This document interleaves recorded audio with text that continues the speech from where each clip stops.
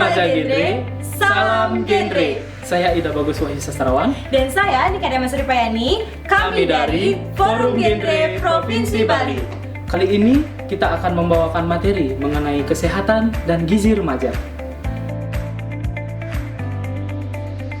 Nah, seperti kita ketahui bahwa remaja sedang berada dalam fase growth, yaitu fase laju pertumbuhan lebih tinggi dari biasanya. Maka kekurangan zat gizi tidak diperkenankan pada masa remaja karena akan mengalami kelainan-kelainan gizi nantinya.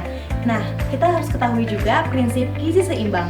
Jadi, prinsip gizi seimbang ini sendiri adalah susunan pangan yang bervariasi sesuai dengan kebutuhan tubuh yang berdasarkan pada 4 prinsip, yaitu makan makanan yang beragam, membiasakan berperilaku hidup sehat, rajin berolahraga, dan menjaga berat badan. Nah, untuk angka kecukupan gizi bagi remaja sendiri, teman-teman bisa melihat di PMK nomor 28 tahun 2019 yang mengatur tentang angka kecukupan gizi masyarakat Indonesia. Salah satunya adalah remaja. Untuk remaja, misalkan saya berusia 18 tahun, itu kecukupan energinya adalah 2100 kalori. Dan di materi gizi ini, ada yang dinamakan zat gizi. Zat gizi ini terbagi menjadi 2. Yang pertama adalah zat gizi makro, yang kedua adalah zat gizi mikro. Nah, di dalam zat gizi makro ini dibagi menjadi 3. Yang pertama adalah karbohidrat, protein, dan juga lemak. Sedangkan zat gizi mikro terdiri dari mineral dan juga vitamin. Pada zat gizi makro yaitu karbohidrat, lemak, dan protein ini mendapatkan proporsinya masing-masing. Untuk karbohidrat sendiri mendapatkan proporsi 50% hingga 60%, dan untuk lemak mendapatkan proporsi 20 hingga 35%, dan yang terakhir untuk protein mendapatkan proporsi 15 hingga 20%. Untuk sumber makanan dari zat gizi tersebut, misalkan karbohidrat bisa kalian dapatkan dari nasi, lalu jagung, roti, dan lain sebagainya. Untuk sumber protein bisa kalian dapatkan dari tempe atau tahu untuk nabatinya, lalu daging untuk sumber hewaninya. Untuk lemak bisa kalian dapatkan dari minyak atau margarin yang kalian gunakan untuk menumis.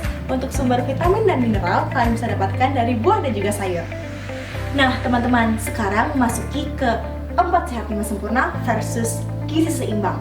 Jadi teman-teman lebih tahu yang mana nih? 4 sehat 5 sempurna atau gizi seimbang? Jadi teman-teman perlu ketahui bahwa 4 sehat 5 sempurna sudah tidak digunakan lagi di Indonesia. Hal ini dikarenakan prinsip dari 4 sehat 5 sempurna ini tidak relevan lagi dengan keadaan gizi di Indonesia. Maka digantilah dengan prinsip gizi seimbang yang memiliki 4 pilar. Yang pertama, makan makanan yang beragam. Yang kedua, membiasakan berperilaku hidup sehat. Yang ketiga, rajin berolahraga. Dan yang keempat, menimbang berat badan secara rutin. Nah teman-teman, sekarang kita memasuki ke 4 pilar gizi seimbang. Untuk pilar yang pertama yaitu mengonsumsi makanan yang beraneka ragam. Mengapa sih kita harus mengonsumsi makanan yang beraneka ragam?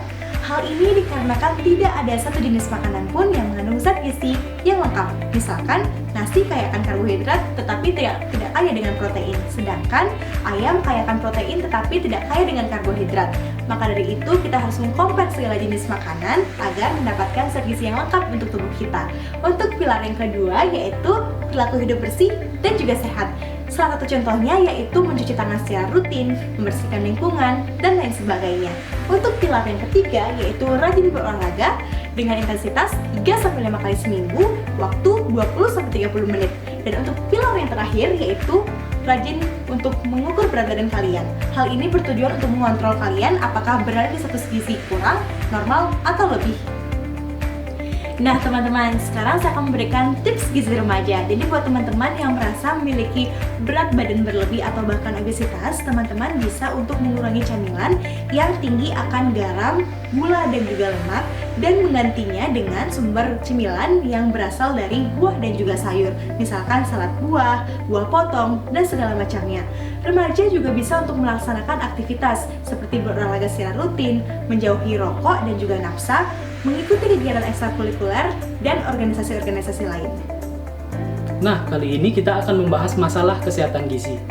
Masalah kesehatan gizi itu beragam. Yang pertama itu ada stunting, yang kedua ada anemia, yang ketiga ada kelainan pola makan, dan yang terakhir adalah kekurangan energi kronis. Stunting adalah kondisi gagal tumbuh yang terjadi pada anak 2 tahun ke bawah karena kekurangan gizi kronis. Adapun ciri-ciri daripada stunting itu, anak tersebut akan memiliki ukuran badan yang lebih kecil daripada teman sebayanya, serta memiliki tinggi yang lebih pendek daripada teman sebayanya. Adapun beberapa bahaya dari stunting, yang pertama adalah anak itu akan mudah sakit, Yang kedua, pertumbuhan otak akan terhambat. Yang terakhir, anak tersebut bisa mengalami kematian dini. Jadi, penyakit kedua yang saya jelaskan di sini adalah anemia.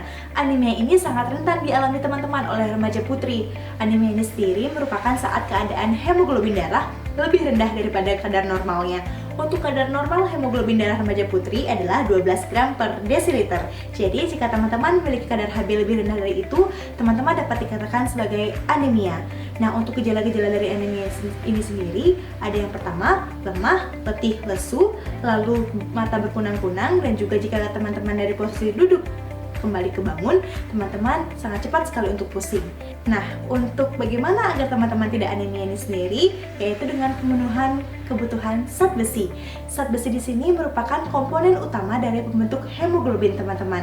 Jadi, cara mendapatkannya bisa dari sumber makanan hewani seperti ati, lalu sumber nabati seperti kacang-kacangan, dan sayuran seperti bayam. Nah, untuk sumber lainnya bisa kalian dapatkan dari tablet tambah darah yang kalian bisa dapatkan di apotek atau di sekolah kalian saat bersekolah dulu, 1 tablet setiap 1 minggu. Nah, teman-teman, selain itu juga untuk pola makan kalian juga harus mengaturnya. Jangan mengonsumsi makanan, setelah itu mengonsumsi teh, karena hal ini dapat menghambat absorpsi dari Fe atau zat besi itu sendiri. Melainkan kalian bisa ganti dengan sumber vitamin C seperti jeruk atau jambu biji. Nah, teman-teman, untuk penyakit yang ketiga yang akan saya jelaskan di sini adalah penyakit kelainan pola makan atau eating disorder.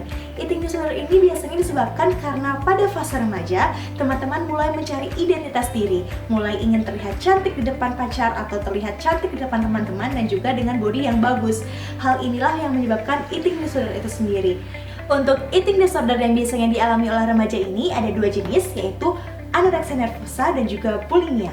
Jadi anoreksia nervosa ini adalah ketakutan yang berlebihan tentang makanan. Jadi remaja ini sendiri sangat takut untuk mengonsumsi makanan sehingga tubuhnya menjadi sangat kurus dan tubuh tidak mendapatkan asupan energi dan juga zat gizi lainnya. Untuk penyakit yang kedua yaitu bulimia. Bulimia ini sendiri masih 11-12 dengan anoreksia nervosa, tetapi bedanya jika anoreksia tidak mau makan, sedangkan bulimia mau mengonsumsi makanan tetapi sebelum zat gizi itu tersebut sudah dikeluarkan kembali oleh orang tersebut. Nah, teman-teman, untuk penyakit yang terakhir saya jelaskan di sini adalah KEK atau kekurangan energi kronis. Kasus di Indonesia menunjukkan wanita tidak hamil berusia 15-19 tahun memiliki angka KEK yaitu 36,3. Nah, KEK ini sendiri adalah saat ukuran lingkar lengan atas kalian, lingkar lengan atas itu kurang dari 23,5 cm, maka kalian dapat dikategorikan sebagai KEK. Nah, teman-teman, KEK dan anemia ini sendiri merupakan salah satu pemicu terjadinya stunting di Indonesia karena ibu hamil yang KEK dan juga stunting akan berpotensi untuk melahirkan anak yang stunting. Sebelum saya masuk ke materi PHBS, saya akan menjelaskan definisi kesehatan. Kesehatan itu adalah kondisi sehat baik secara fisik, mental, spiritual, dan juga sosial, dan memungkinkan setiap orang untuk menjalankan aktivitas baik secara ekonomi dan sosial dengan normal. Nah, untuk PHBS sendiri, perilaku hidup bersih dan sehat ini harus dilakukan dengan kesadaran diri sendiri, karena hal ini dapat menolong diri sendiri dan juga keluarga. Olahraga dan rekreasi. Kegiatan ini bisa kalian lakukan dengan sangat simpel, mungkin seperti jogging di dekat rumah, atau kalian bisa ke pantai untuk menikmati pemandangan. Materi yang terakhir adalah kesehatan mental. Salah satu masalah kesehatan mental itu adalah stres.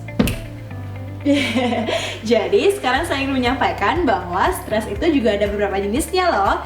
Ada stres ganda, biasanya stres yang datang dari 2 penyebab. Misalkan saat orang tua kalian meninggal dan saat bersamaan kalian harus membayar SPP, itu dinamakan stres ganda. Nah, stres selanjutnya itu adalah stres fisik.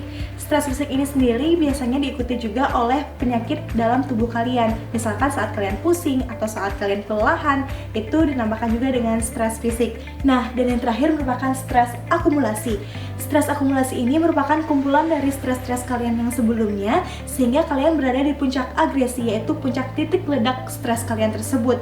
Nah, biasanya seseorang yang mengalami stres akumulasi ini akan bersifat irasional atau di luar kendali dalam mengelola stres tersebut. Misalkan pelariannya adalah ke obat-obatan atau hal-hal yang terlarang. Jadi buat teman-teman sekalian, untuk mengelola stres dapat kalian lakukan dengan hal-hal positif, misalkan menjalankan hobi kalian, rekreasi dan berolahraga, dan juga hal positif lainnya.